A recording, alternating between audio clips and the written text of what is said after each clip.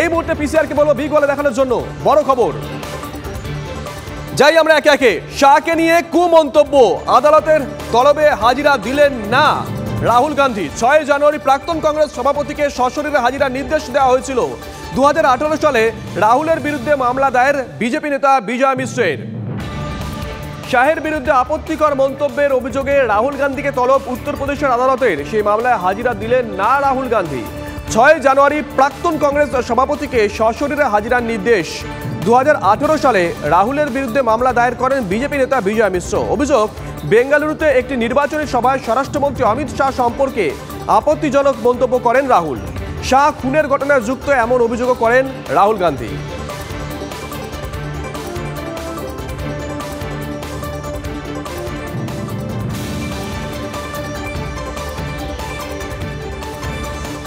তৃণমূলের ফেসবুক পেজে অশ্লীল ছবি পোস্ট, ব্যাপক চাঞ্চল্য মালদার মোথাবাড়িতে। মোথাবাড়ি তৃণমূল যুব কংগ্রেস নামের ফেসবুক পেজ থেকে অশ্লীল ছবি পোস্ট করা হয়। এই পেজেই রয়েছে মোথাবাড়ি তৃণমূল কংগ্রেস বিধায়ক তথা রাজ্যের মন্ত্রী সাবিনা ইয়াসমিনের ছবি। স্বভাবতই বিতর্ক আরও চরমে উঠেছে। ইতিমধ্যেই কালিয়াচক থানায় অভিযোগ দায়ের করেছেন ব্লক তৃণমূল সভাপতি তাহিদুর রহমান। বিরোধীদের চক্রান্তের অভিযোগ তুলেছেন মন্ত্রী সাবিনা ইয়াসমিন। আমরা যেটা মনে করছি, যেটা বিরোধীদের চক্রান্ত, তারা আমাদের সঙ্গে রাজনৈতিকভাবে লড়তে পারছে না। তারা আমাদের পার্সোনাল ইমেজকে খারাপ করার জন্য ফেক আইডি তৈরি করে দিয়ে, আমার নামে প্রোফাইল তৈরি করে দিয়ে, আমার ছবি দিয়ে এবং পার্টির নাম জড়িয়ে দিয়ে তারা এইসব ধরনের ইচ্ছাগুলো করছে। এদিকে কলকাতা পুলিশের এসটিএফ এর নজরে লালিত ঝায়ের সঙ্গীরা। লালিত ঝায়ের সঙ্গে কাদের কি রকম যোগাযোগ ছিল, কাদের কি নির্দেশ দিতেন অভিযুক্ত লালিত, জানার জন্য বন্ধুদের সঙ্গে কথা বলতে চাইছে কলকাতা পুলিশের এসটিএফ। সূত্রের খবর, ইতিমধ্যেই 7 জনের সঙ্গে কথা বলেছেন এসটিএফ এর আধিকারিকরা। পরবর্তী সময়ে লালিত ঝায়ের সম্পর্কে আরও তথ্য জানতে চান লালবাজারের গোয়েন্দারা।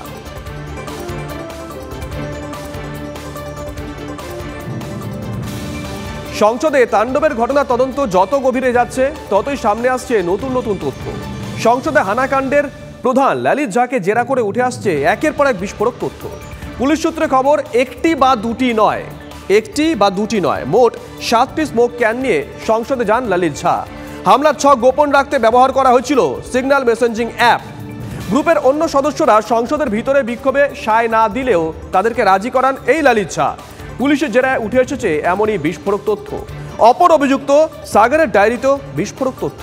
দেখুন, সংসদে স্মোক অ্যাটাক কাণ্ডে পরতে পরতে রহস্য।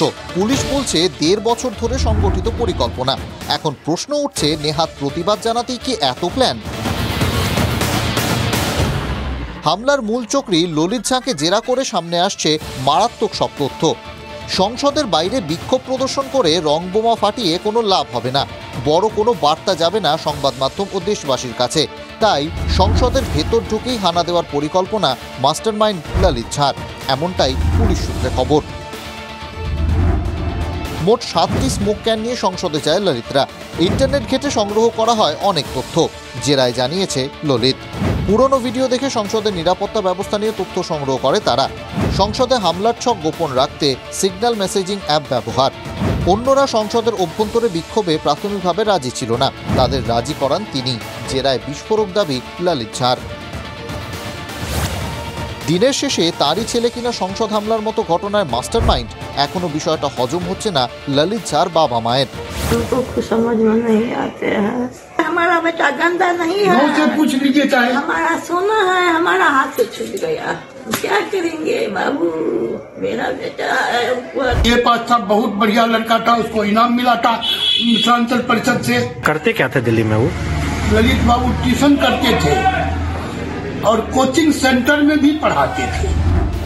অন্যদিকে সংসদ কাণ্ডে ধৃত সাগর শর্মাকে জেরা করে মিলেছে আরও বিস্ফোরক তথ্য। ঘর ছাড়ার সময় সামনে এসে গেছে। ধৃত সাগর শর্মার ডায়েরিতে ঘর ছাড়ার ইঙ্গিত। অভিযুক্ত সাগরের ডায়েরি হাতিয়ার তদন্তকারীদের। 2015 সাল থেকে ডায়েরি লিখছেন সাগর। পেশায় ই রিক্সা চালক সাগরের ডায়েরিতে সামাজিক ব্যবস্থা নিয়ে ক্ষোভ। স্বাধীনতা যুদ্ধ শুরুর কথা সাগরের ডায়েরিতে। পাতায় পাতায় দেশের জন্য আত্মবলিদানের উল্লেখ। সাগরের ডায়েরির পাতায় পাতায় লেখা ইনকলাব জিন্দাবাদ। সাগরের বইয়ের তালিকায় ছিল হিটলারের আত্মজীবনী। ডায়েরি থেকে অভিযুক্তদের রাজনৈতিক মতাদর্শ বুঝতে চায় পুলিশ। তদন্তকারীদের দাবি গোটা ঘটনার মাস্টারমাইন্ড ললিত ঝা। এই আবহে বিদেশি কোনো সংগঠনের সঙ্গে যোগ রয়েছে কি ললিতের? খতিয়ে দেখবেন তদন্তকারী আধিকারিকরা। এমনকি বাকি ধৃতদের সঙ্গে ললিতকে মুখোমুখি বসিয়েও জেরার পরিকল্পনা রয়েছে পুলিশের। সিজার মণ্ডল ও জ্যোতির্ময় কর্মকারের রিপোর্ট, TV9 বাংলা।